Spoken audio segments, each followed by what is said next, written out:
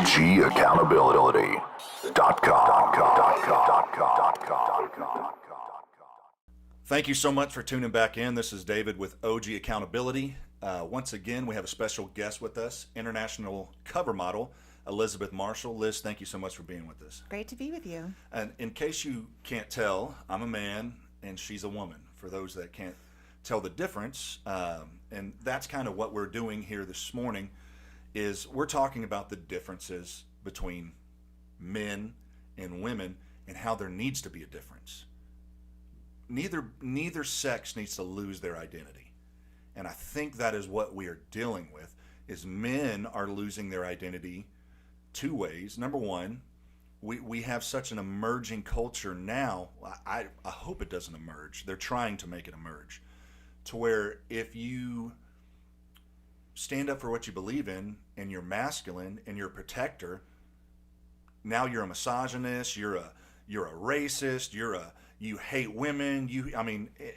Men get it from all areas, and if you speak up, now you're almost hated against for speaking up. So let's discuss a little differences between men and women. So let's just take the movie Titanic, and we can go see that movie, and we can sit there, and maybe the woman next to us is crying, and the guy next to her may be laughing. I cried a lot. You cried a lot? A lot. I've never seen the movie. Oh, that's a shame. I'm lying. I did cry. And you know what? I'll tell you when I cried. I still remember, I think it was like 1997, 1998. I was with my girlfriend. We were in high school. My parents took us. And we were sitting there watching in AMC right there in Humble. And it was a good movie. But when it showed the old couple lay down on the bed and grab each other as the boat was going under, I got a little choked up. Yeah. And so those emotions, men and women can see things differently though. So explain to me, from you, like, the lady that was just elected to the Supreme Court couldn't do this, but I know you can. What is a woman? What in a nutshell, explain how women think, emotions, thoughts. Well, one of the things, there's a war on women too. Like, it's not, there's a war on masculinity, but there's a war on women too. And I think one of the saddest things, like, women are life givers, and like, it's one of the saddest ways that they've attacked women is convincing them to lose that instinct, I suppose. But I think in many ways that women are life givers, like literally because they bear life, but also because they give life to people. They're spiritual, and a healthy feminine woman is radiant and joyful, and all of these things that give life to everything around her. If men are the rock, the immovable rock, that women are the water that just rushes around it, and I guess that's the way I've always looked at it. Okay, so I think, I'm not going to speak for every man out there, but I think a lot of times growing up the way I was raised, men never really showed emotion. And you find out later on in life when you talk to women and they would say, I wish I would have known what you were thinking. I wish I would have known how you felt. You don't have to be so stoic. You don't have to be so, and I have to be careful because I can be very harsh. I went through a time, and I've shared, that I had no emotion. Nothing fazed me. And it wasn't just in relationship. It was all around the board. There was no emotion. When you cut emotion off and you don't allow yourself to feel, and you do it purposeful, and then that becomes part of your life, and that becomes who you are, when you finally come to that crossroad of healing and you decide, hey, I'm going to get back to being a human again, and you allow things to open up, it comes in waves. You wake up one day, and I was just sharing this. I was watching the news, and nothing bothered me, but I watched the latest incident with the police and that gentleman that they killed and I saw the video of him crying for his mom, and I went to make a cup of coffee, and I just started almost weeping, and I'm like, what is wrong with me? How am I not able to control this emotion? So it comes in waves, and in most time guys say, suck it up, quit being a baby, different things like that. But you find out holding those emotions in. Sometimes in dealing with women, I've tried to be emotional, and they're like, well, be a man, David. Like, don't tell me your emotions. As a woman, can a man share his emotions with a woman? Is that feasible? Is that allowed? Well, sure. Like, well, women want that. Like, and I think that women run into like we have this conundrum. Like, we want him to be emotional and like sensitive and like listen to us and be, but then we also want him to be like, so, but no, women do want that, but it's a balance like anything else is. Like, I think men also in the same way, they want a woman who's, creative and free and all of these things, but you also don't want a head case. You don't want somebody that doesn't have that under a sense of adult control. Right. So it's balance. It's it's everybody. Emotion is a human thing. It's not a man or a woman thing. It is. I really like what you just said. It's true. We have to make emotions a human thing and not a sex thing. Right. I think when it becomes, I guess, a turnoff to a woman, first of all, if you were trying to have a conversation with a significant other about something emotional to you and you were told that, that's an abusive thing to say to somebody. That's not, I don't think that has to do with women. I think that's just a mean thing to say. And as a man, I'm going to tell you this. Women, if you're listening to this, if your spouse, significant other decides to open up to you and you ever throw that up in their face about their emotions, they're never going to give you that again. Yeah, I feel like, I feel like men and women both have different roles in relationships that they're, that they should be fulfilling and focused on. But one of the things that women should be focused on is helping men with their feelings. Men are not as emotionally literate as women are. Part of it is the way they're socialized, but I think it's just it's one of the ways that we're different. But I think that's one of a woman's roles in life is to help men with their feelings. Have you ever dealt with the harshness of a man? Yes. Or do you mind sharing that? Am I allowed to ask? Should Yeah, we go there? Well, do I need to get my tissues? No.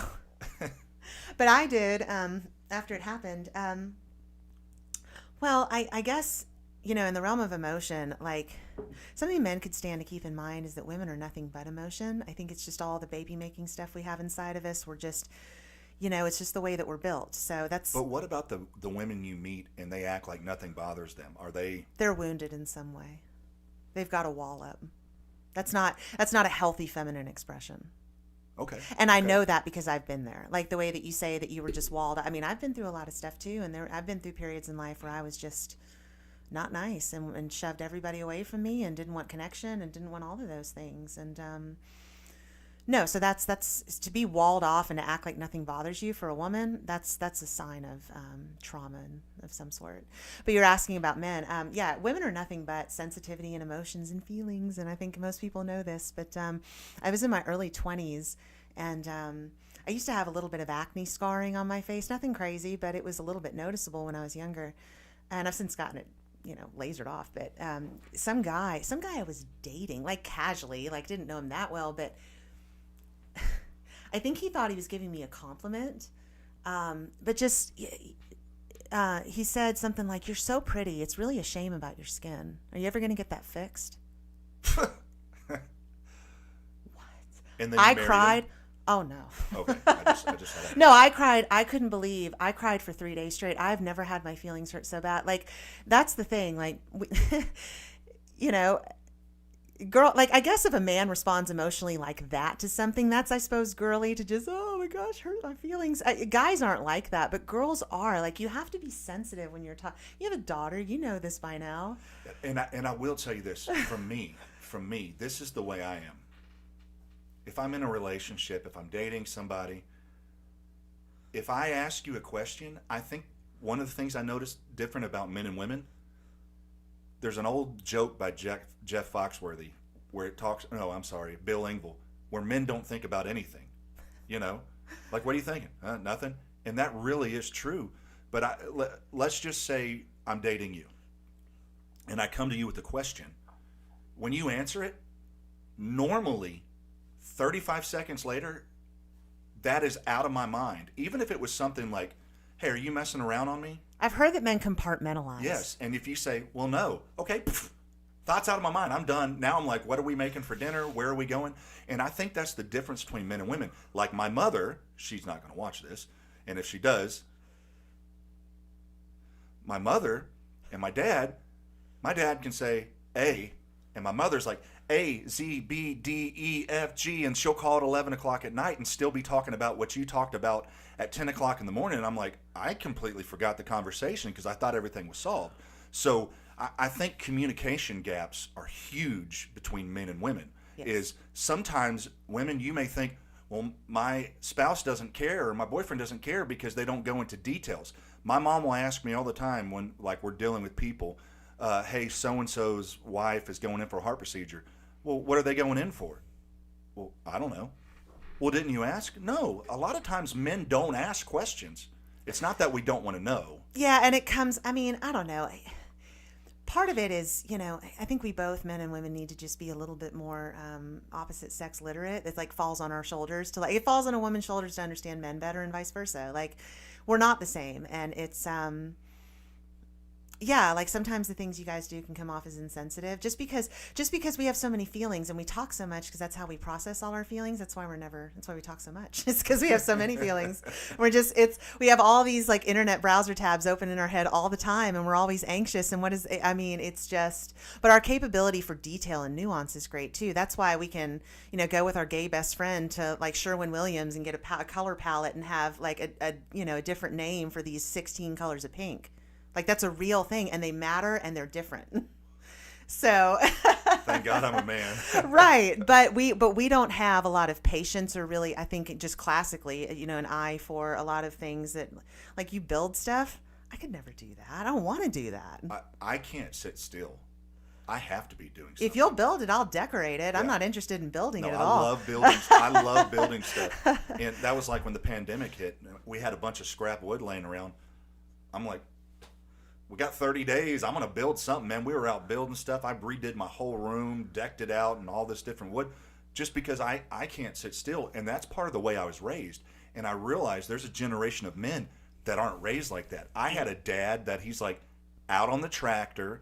He's out building something. He's fixing something. He's working. He's almost 70 years old. You go down to his house, he's going to be on his tractor. He's going to be out doing stuff. So I can't sit still because that's the way I was raised. And then you deal with some men that are raised, they couldn't even begin to tell you how to find the stinking breaker box. They don't even want to work. They don't want to work, absolutely. and you know. By the way, hearkening back to a question you asked me earlier, that is a prerequisite for any man. If you have no work ethic, you're not a man. You're period, not a man. Period. Okay. No, and maybe there's a man out there that needs to hear this. And we're not hating on you. We're just letting you know how a woman would view you. Well, that's how a woman will view you. And more than that, like you're a man and it's in your code, I tell this to women that think they can sleep around and be immune to the spiritual consequences of that. I don't care how much of a bad bee you think you are. I don't care how much you think that you're above whatever and it doesn't affect you. It will spiritually destroy you. It is in your code. You get attached to people that you sleep with, period. It doesn't matter what else you think. Men are the same way. If you don't nurture these masculine qualities in your soul, you're going to atrophy and have a really hard time in the world. So as we wrap this session down, spirituality, connection with God, is that important in a woman looking for a man or a woman that has found a man? Is spirituality important, not just in men, but is that a quality across the board that you think is?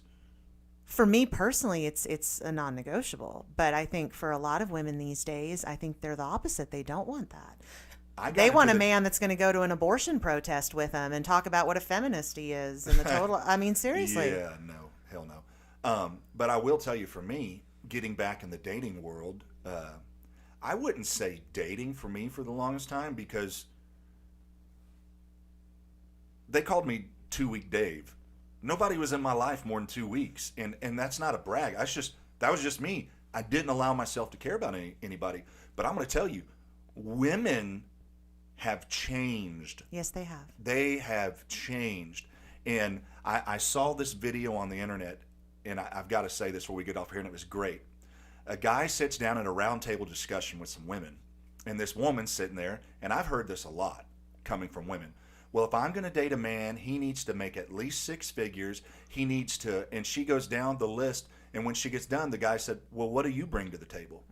You just objectified men by what they have to have you. But if a man tells you, I want you to do your hair, I want you to put makeup on, well, suddenly he's a Tell her she's got to weigh a certain amount and watch her suddenly go crazy. there's something wrong with him. But you just said you don't care how he treats you. You don't care if he cheats on you. You don't care if he's a good dad. You don't care if he can protect you. You don't care if all these things.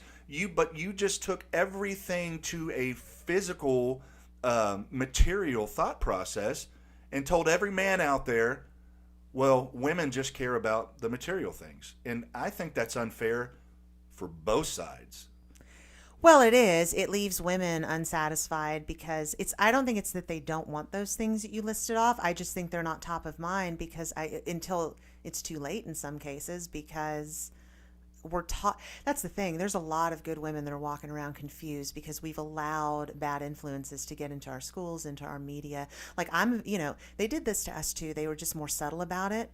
But I remember being assaulted with all this feminist stuff when I was growing up. They are hard about the abortion stuff. I mean, really drill that in. They are hard about just subtle. I'm sure it's not so subtle now, but just man hatred. You don't need them, and they're this, and they've done this to you, and it's unbelievable. And and I've had a woman tell me, I don't need a man for anything. I can get everything I want. And I said, no, you can't. And she said, well, what do you mean by that? We weren't exactly agreeing. And I said, you can't get the love of a man. You can't get the affection. But a she's man been can taught. give you. She's been taught that she doesn't need that, and she'll find out the hard way later on. Some people have to learn the hard way. I know I did in a lot of experiences. But I'm going to end it with this: men, never be too proud to say I'm sorry and I was wrong. That can make a woman happier than anything in the world. Liz, thank you so much for being here today. Thank you.